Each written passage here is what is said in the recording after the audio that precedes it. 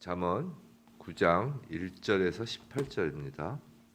잠언 9장 1절로부터 18절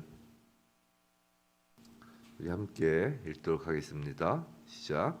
지혜가 그의 집을 짓고 일곱 기둥을 다듬고 짐승을 잡으며 포도주를 혼합하여 상을 갖추고 자기의 여종을 보내어 성중 높은 곳에서 불러 이르기를 어리석은 자는 이리로 돌이키라. 또 지혜 없는 자에게 이르기를 너는 와서 내 식물을 먹으며 내 혼합한 포도주를 마시고 어리석음을 버리고 생명을 얻으라. 명철의 길을 행하라 하느니라. 거만한 자를 징계하는 자는 도리어 능욕을 받고 악인을 책망하는 자는 도리어 흠이 잡히느니라. 거만한 자를 책망하지 말라. 그가 너를 미워할까 두려우니라. 지혜 있는 자를 책망하라. 그가 너를 사랑하리라.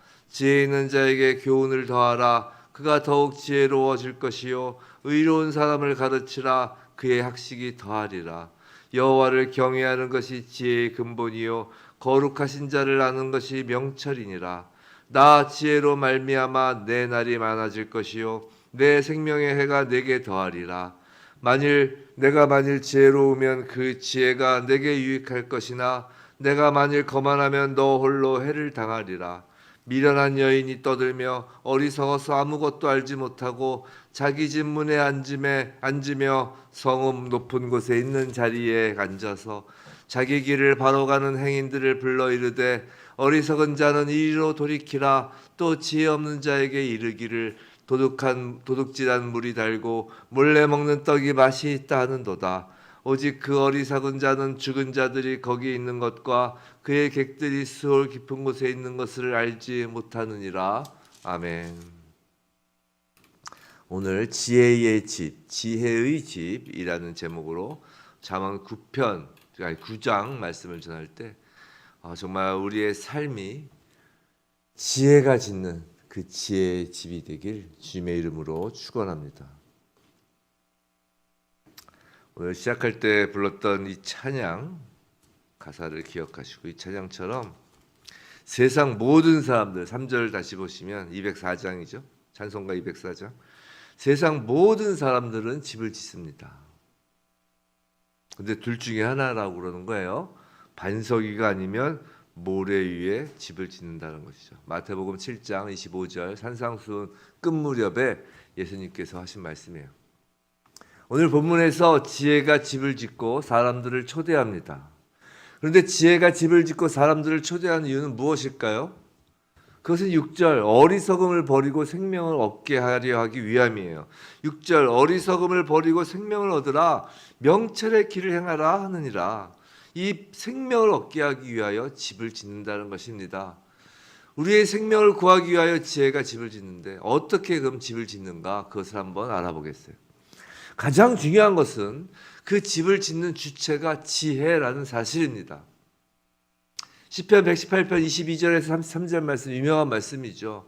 건축자의 버린 돌이 집 모퉁이의 머릿돌이 되었나니 이는 여호와께서 행하신 것이 우리 눈에 기인한 바로다라는 말씀이 있어요. 여기서 건축자의 버린 돌은 바로 예수 그리스도시잖아요. 우리는 지금까지 지혜가 잠언을 통한 지혜가 곧 하나님의 말씀이며 말씀이 육신이 되어 오신 예수 그리스도시라는 것을 배워왔습니다.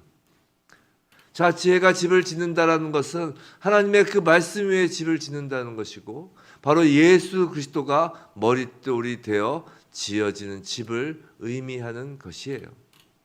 성도 여러분, 성경은 예수 그리스도가 특별히 교회의 머리 되심을 강조하고 있습니다. 교회는 하나님께서 거룩하게 구별을 하신 성도가 함께하는 하나님의 집입니다. 그 머릿돌은 예수 그리스도이신 거예요. 하나님의 집은 하나님의 지으시고 하나님이 초청한 자들이 함께 모여 사는 집입니다.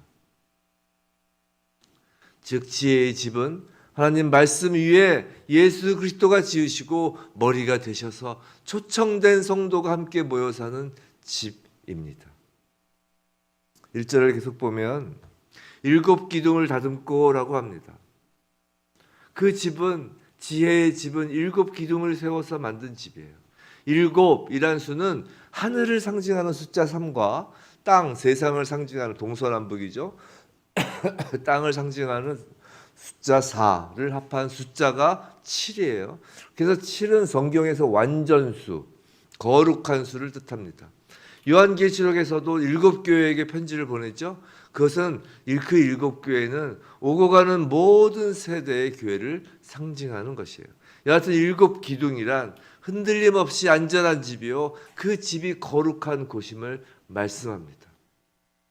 성도 여러분, 이 세상 끝날 때까지, 새하늘과 새 땅이 올 때까지, 마지막 때에 이를 때까지 이 땅에서 가장 안전한 집, 끝까지 남아있는 집은 교회예요. 교회.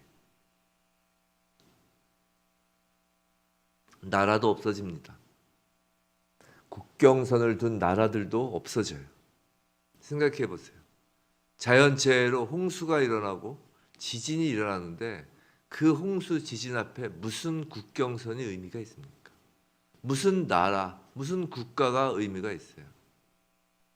땅이 바다에 잠기고 바다에 땅들이 올라올 때, 바닷속 땅들이 올라올 때 무슨 나라, 국가가 의미가 있겠습니까? 하지만 교회는 계속된다는 것이에요.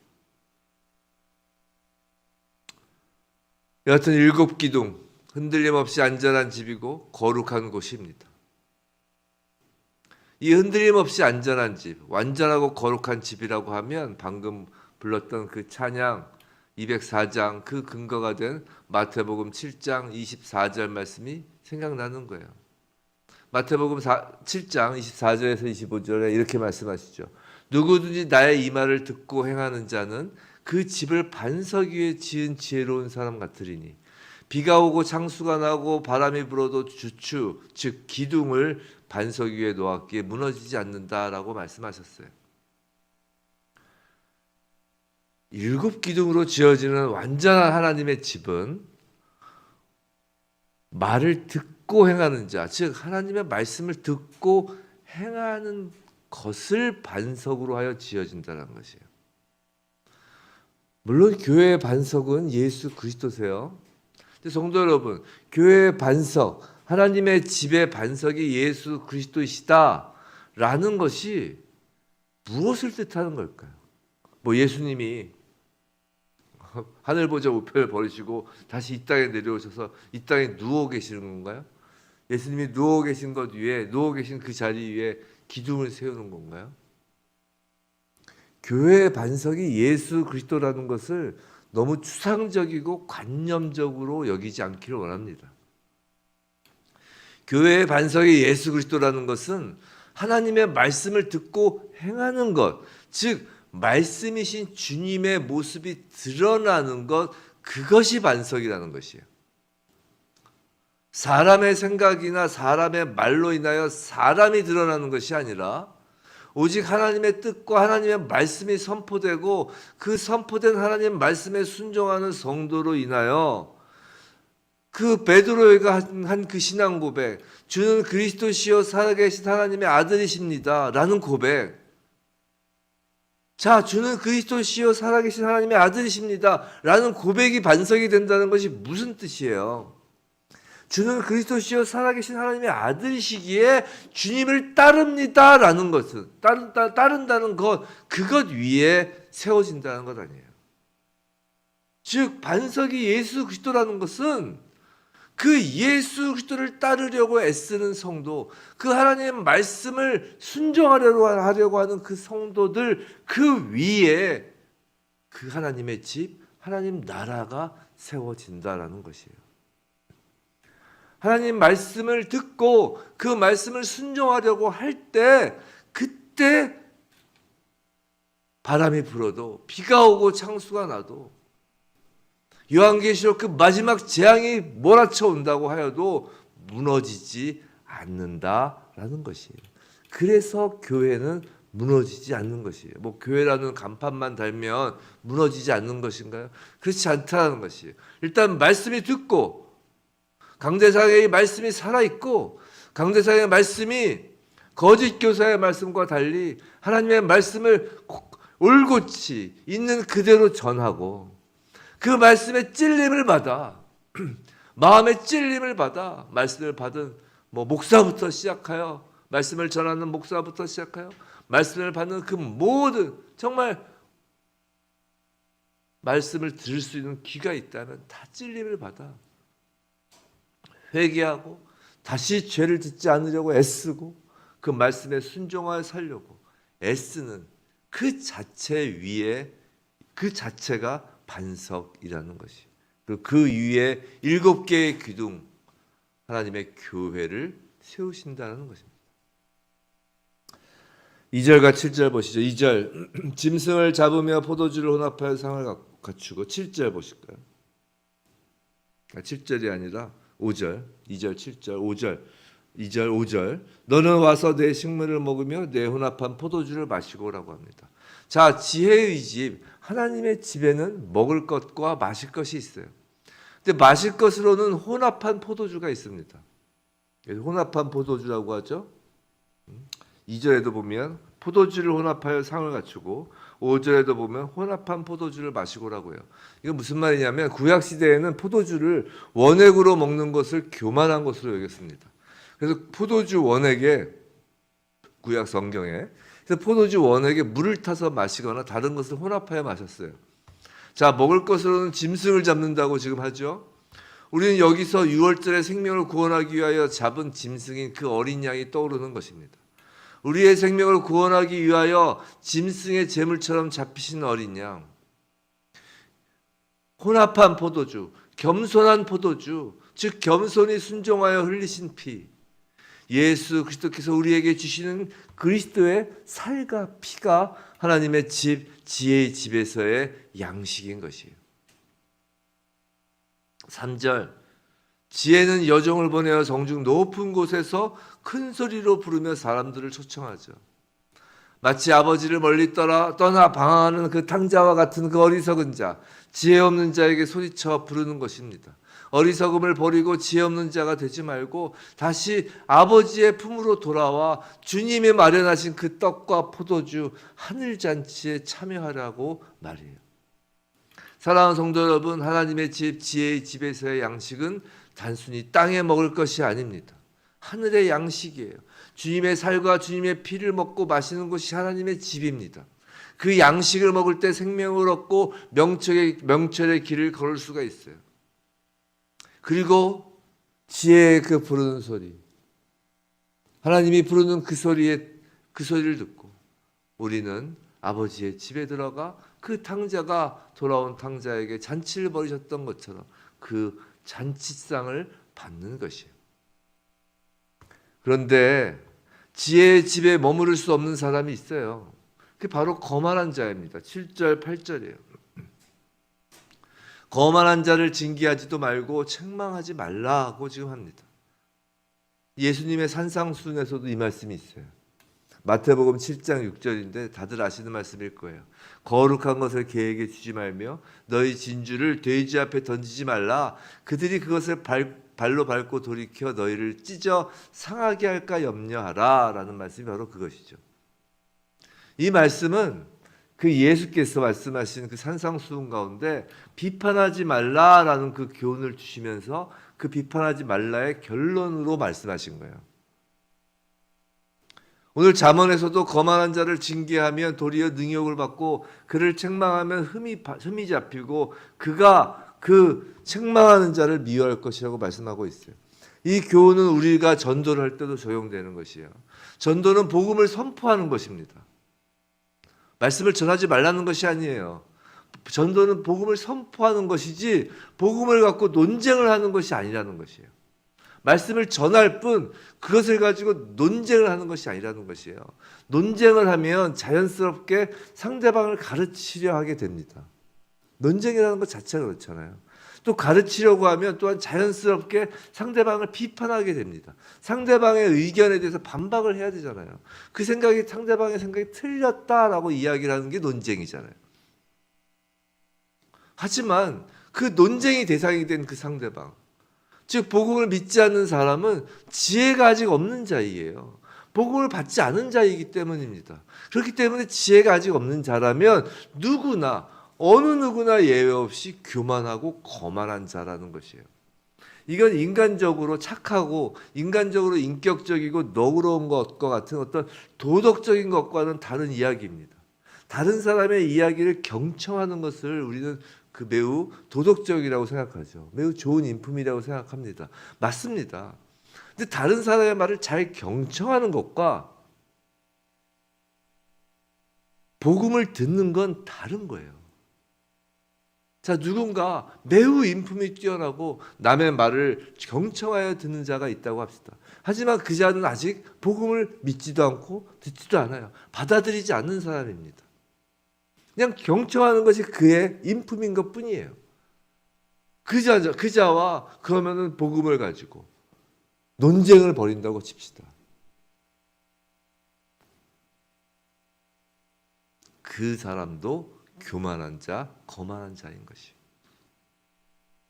미워한다는 것이 미워할 것이라는 것이 겉으로는 아닐 수 있지만 전혀 도덕적인 것과는 다른 이야기예요. 매우 인품이 좋은 사람도 복음을 받아들이지 않는 사람은 하나님 보시기에 이미 교만하고 거만한 자입니다. 그 사람은 논쟁으로 설득되는 것이 아니에요. 논쟁으로 설득하지도 말아야 합니다. 그저 선포하는 것이에요. 전도는 그저 선포하고 전하는 것, 그것입니다. 주일날 하나님의 어린 양 설교를 했죠. 누가 어린 양이, 누가 양인가? 창세전에 이미 하나님께서 정하신 그 양이라면 그 전해진 그 복음을 받아들이는 것이고, 그렇지 않으면 설득하고 논쟁하고 그 무엇을 해도 받아들여지지 않는 것이. 그 예수님도 수전절에서까지, 주일 설교였죠. 수전절에서까지 성전에 올라 유대인들에게 말씀을 전하였지만 결국은 그 유대인들은 도를 들었다는 것이. 도덕은 인간의 생각 안에 갖추어져 있는 것입니다. 갇혀져 있는 것이. 자, 반면에 지혜 있는 자, 즉 예수를 믿고 하나님 말씀을 경외하는 자에게는 지혜의 가르침이 매우 유익하며 가치가 있습니다. 8절 후반부. 자, 성도는 하나님 말씀으로 책망을 받아 찔림을 받을수록 말씀을 사랑합니다. 말씀을 시작할 때 말씀드렸죠. 시작할 때 말씀을 드렸죠. 우리는 찔림을 받아야 된다고요. 그것이 그 반석 위에 집을 짓는 것과 같다고요. 찔림을 받아 말씀에 순종해야 하는 것입니다. 자, 9절 지혜 있는 자에게 교훈을 더할 때 그는 더욱 지혜로워지고 깨달음의 깊이가 더하여지는 것이에요. 성도 여러분, 믿지 않는 사람과 성경에 대하여 토론하고 논쟁하는 것은 어리석은 일이에요. 하지만 믿는 사람들과 성경에 대하여 토론하고 논쟁하는 것은 정말 재미있습니다. 그렇지 않아요? 정말 시간 가는 줄 모를 정도로 기쁨이 더하여진다고요. 신앙이 깊어지고 신앙 연수가 깊어질수록 세상 친구들과 인생살이 이야기하는 것이 사실 점점 흥미를 잃어가는 것이 맞아요. 그게 정상이에요. 어렸을 때부터 친구들, 오래된 친구들을 만나서 사는 이야기하는 것이 소중하지 않다라는 것은 아니에요. 그런데 생각해 보세요. 어렸을 때는 그 친구들을 만나 그냥 만나는 것만으로도 신이 나고 정말 좋았죠. 그런데 날이 갈수록, 해가 갈수록, 나이가 들어갈수록 신앙의 연수가 길어질수록 어떤 그 친구들과 만나서 웃고 떠들고 나면 집에 돌아오는 길에 무언가 헛헛한 느낌이 들지 않으세요? 하지만 성경 말씀을 함께 공부하고 함께 성경 말씀에서 깨달은 것을 서로 나누면 가슴이 뛰고 그 즐거움은 끝이 없습니다. 정말 시간 가는 줄 모르잖아요. 우리 성도님들 이렇게 교제할 때, 만나실 때 다른 이야기 하지 마시고 세상 이야기하면 헛헛해요. 뭐 주식이 어떻게 됐고, 뭐 집값이 어떻게 됐고, 정치가 어떻고, 뭐 경제가 어떻고 한참 얘기하면 결국은 그 세상적인 이야기는 두 가지로 결론을 지어져요. 이게 뭔지 아세요? 하나는 돈 얘기, 어떻게 하면 돈 벌까, 부자 될까. 또 하나는 자식 얘기, 어떻게 하면 자식 좋은 대학 보낼까, 취업시킬까, 어떻게 하면 결혼시킬까. 결국 자식 얘기, 돈 얘기밖에 없습니다. 거기에 뭐 하나 더 들어간다면 건강 얘기. 건강 얘기. 조금이라도 더 오래 살아보겠다고. 결국 뭐 어딜 가서 세상 사람들과 무슨 얘기를 하도 남는 것은 딱 그 세 개입니다. 건강 얘기, 자식 얘기, 돈 얘기. 그 얘기 한참 하고 나면 헛헛합니다. 공허하다는 것이에요. 공허하답니다. 하지만 믿는 형제들과 믿는 자매들과 성경 이야기를 해보는 거예요. 성경 이야기. 말씀대로 내가 어떻게 살았는데 그렇게 사니까 어떤 일이 벌어졌더라. 내가 지금 어떤 어려움이 있어도 하나님 이런 말씀을 주시더라. 또 내가 성경을 읽었는데 갑자기 하나님께서 성령의 은혜를 주셔서 정말 이 말씀이 어떤 말씀이 깨달아졌다. 이렇게 깨달아진 게 맞느냐라고 서로 이야기하고 토론하고 논쟁하고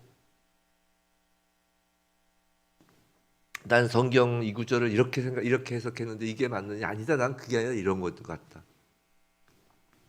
얼마나 재밌는지 아세요? 그렇게 서로 성경을 가지고 말씀을 가지고 이야기하고 토론하고 논쟁하고 Q&A하고 막 그럴 때 우리들 안에 하나님의 집, 지혜의 집이 세워지는 것이에요. 세상에 집을 짓는 것과 세상에 내 몸의 건강이라는 집, 내 재산이라는 집, 내 자식이라는 그 내 집을 짓는 것과는 비교할 수도 없는 하나님의 집을 짓는 그 기쁨이 우리에게 있는 것입니다. 그런데 하나님의 집, 지혜의 집과 정반대인 집이 있어요. 그게 13절부터 18절이죠. 지혜의 집의 그 끝은 11절, 12절은 축복이 주어지지만 지혜의 집의 끝이 11절, 12절이죠. 11절, 12절 지혜로 말미암아 내 날이 많아질 것이요 내 생명의 해가 내게 더하리라. 내가 만일 지혜로우면 그 지혜가 내게 유익할 것이나 내가 만일 거만하면 너 홀로 해를 당하리라. 이렇게 11절, 12절에서 지혜의 집 안에서 누리는 축복이 그려져 있지만 정반대의 집은 18절이죠. 18절과 같은 죽음, 수월은 결국은 죽음을 이야기하죠. 그 죽음이 기다리는 집이에요. 그 죽음이 기다리는 집 13절, 14절 보시면 미련한 여인이 성읍 높은 곳에 앉아서 자기 집으로 사람들을 부르고 초청합니다. 사단을 상징하는 음료의 유혹인 것이에요. 17절 도둑질한 물이 달고 몰래 먹는 떡이 맛이 있다고 유혹합니다. 은밀한 죄의 쾌락을 즐기도록 사람들을 유혹하는 것이에요. 사랑하는 성도 여러분, 우리 안에 하나님은 지혜의 집을 짓기 원하세요. 하나님 말씀으로 하나님의 집을 짓기 원하십니다. 하지만 사탄은 우리 안에 하나님의 집이 지어지는 것을 끔찍히 싫어하고 방해하려고 하는 것이에요. 그래서 우리 마음속에 따리를 틀려고 끊임없이 유혹을 하는 것이에요. 제가 전에 한번 말씀드렸죠. 사탄이 마귀가 우리의 생각을 슥 지나갈 수는 있어요. 누구나 살면서 매일매일 수십 번, 수백 번씩 사단이 슥슥 지나갈 수 있어요. 두루두루 삼킬 자를 보는 것이에요. 우리의 생각 위를 빙빙 돌면서 우리 머리 위를 계속 공중권세 잡은 자예요. 공중 하늘과 땅 그 사이 공중에 있는 거예요. 우리 머리 위를 휘휘 돌면서 잡아먹을 만한 사람인가 아닌가를 계속 살피는 것입니다. 이렇게 사탄과 마귀가 우리의 그 생각을 휘휘 지나다니면서 본다고요.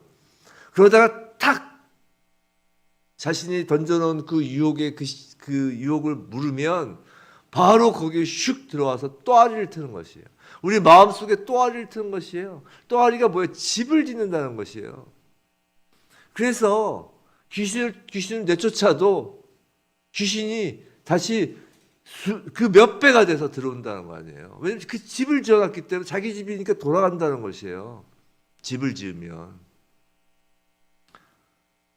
우리의 마음속에 사단이 집을 짓는다니까요. 사단의 유혹에 넘어가면 한번 넘어질 수 있고 실수할 수 있지만 바로 그때 말씀으로 그 말씀의 순종함으로 찔림으로 회개하고 돌이키며 사단의 집을 지으려는 그 기초부터 부숴버리지 않고 그냥 놔두고 죄를 반복하고 회개하지 않으며 계속 앞으로 나아가면 결국은 사탄이 그 마음 그 생각 가운데 우리 가운데 또아리를 들고 집을 짓는 거라고. 하나님이 집이 지어져야 할 그 터에 그 터야 사단이 집을 짓는다니까요. 가증한 것이 거룩한 것 위에 쓰는 것을 너희가 보리라 하셨잖아요. 그것은 단순히 예루살렘 정전 그 자리에 제우스 신상이 올라가 있는 것, 그것만을 의미하는 것이 아니라고요. 눈에 보이는 것만을 의미하는 것이 아니라고요. 눈에 보이지 않는 바로 우리 가운데, 우리 마음 가운데 예수의 그 반석, 그 하나님의 말씀의 그 반석 위에 거룩한 것이 세워져야 되는데, 7 기둥이 세워져야 하는데, 그 7 기둥이 세워져야 할 그 자리에 사단이 따리를 들고 사단의 집을 짓고 있다니까요. 그래서 양심의 화인 맞은 일은, 양심의 화인 맞은 것은 바로 우리가 그런 일은 바로 없애야 되는 것이에요. 그래서 날마다 회개해야 된다는 것이에요. 회개 한 번으로 끝난다고요? 그건 이단이에요. 날마다 우리는 죄에 경계해야 되고 날마다 회개해야 하는 것입니다. 사단의 그 유혹에도 불구하고 우리 안에 사탄의 집이 아니라 지혜의 집, 하나님의 집을 세우기 위해서는 우리는 그래서 날마다 지혜의 근본으로 돌아가야 하는 것이에요. 지혜의 집, 지혜의 근본 바로 10절 여호와를 경외하는 것입니다. 사랑하는 성도 여러분, 사람은 인생 중에 여러 집을 짓는 것 같지만 단 2 집만을 짓는 것이에요. 이 집 아니면 이 집이. 반석 위에 지은 집 아니면 모래 위에 쌓은 집입니다. 부디 우리 삶 속에 날마다 하나님의 말씀을 통하여 하나님의 말씀을 듣고 하나님의 말씀을 행함으로 주님의 형상이 드러나는 그 하나님의 거룩한 성전으로 우리의 인생의 집이 세워지길 주님의 이름으로 축원합니다.